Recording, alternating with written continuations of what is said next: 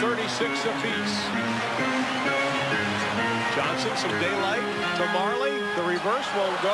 Tip, Williams to Hornacek.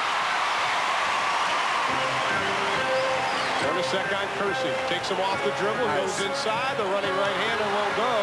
He had it. The ball's loose on the floor. Everybody gets into the act.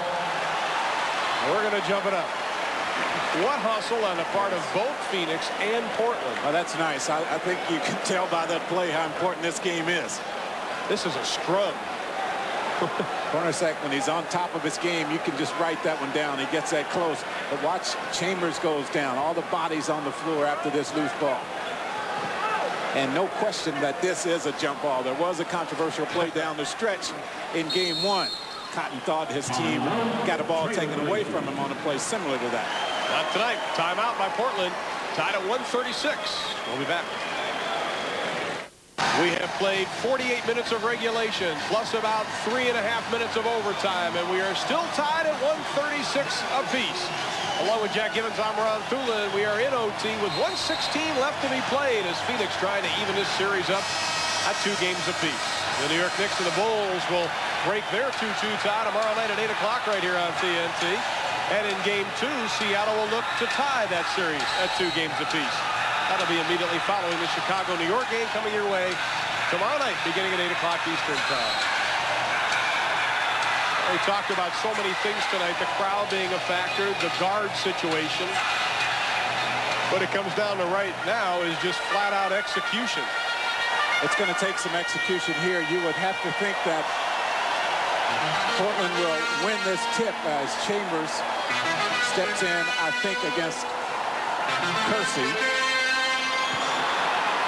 And then you're right, execution is going to be the key down the stretch.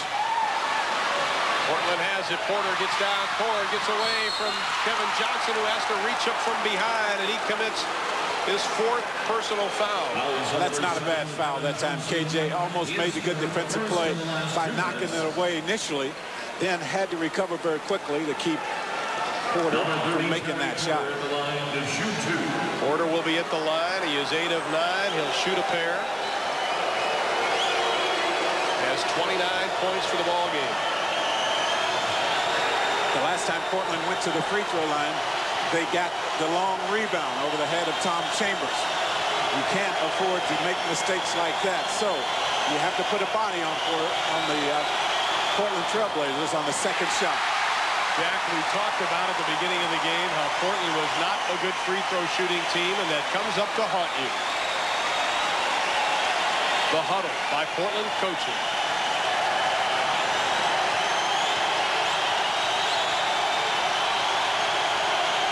Porter, though, is one that has shot well. 92% in this series. 1-point Portland lead. We are nearing the 1-minute mark of overtime.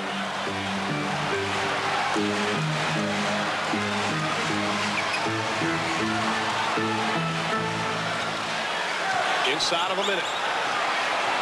Johnson pushes down Buck Williams, and that'll be his 6th personal foul. See, Buck is just not getting out high enough over top of that screen to cut Kevin Johnson off. Look, you're allowing him to turn the corner here before the contact is made. So instead of stepping out and forcing him to charge, he's giving him that corner and picking up the foul. Each team, 2 players fouling out. Lang and Perry already down for Phoenix. And it is Williams and Robinson.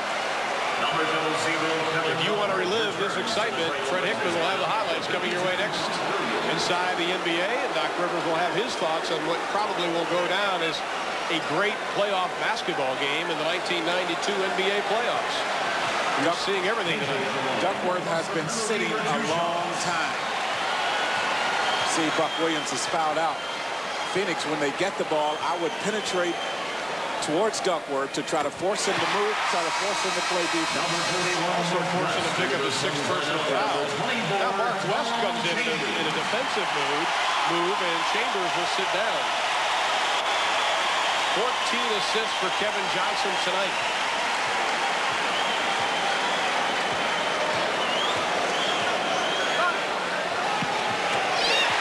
The through, and it is a 1-point Phoenix lead.